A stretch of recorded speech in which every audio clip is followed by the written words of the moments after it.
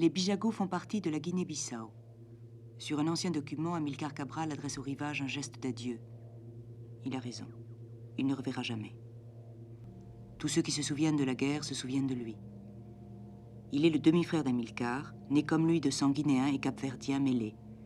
Comme lui, membre fondateur d'un parti inhabituel, le PAIGC, qui, en unissant deux pays colonisés dans un seul mouvement de lutte, veut préfigurer la fédération de deux États.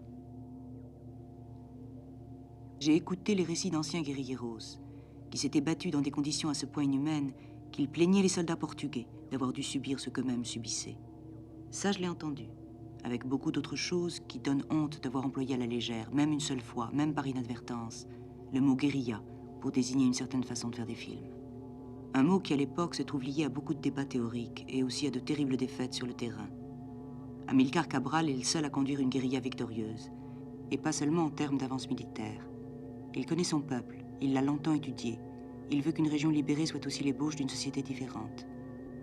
Les pays socialistes envoient de quoi armer les combattants, les social-démocraties de quoi remplir les magasins du peuple. Et que l'extrême gauche le pardonne à l'histoire, mais si la guérilla est comme un poisson dans l'eau, c'est un peu grâce à la Suède. Amilcar n'a pas peur des ambiguïtés, et il connaît les pièges. Il a écrit « On dirait que nous sommes devant un grand fleuve plein de vagues ou de tempêtes, avec des gens qui essaient de passer et qui se noient, mais ils n'ont pas d'autre issue, ils doivent traverser.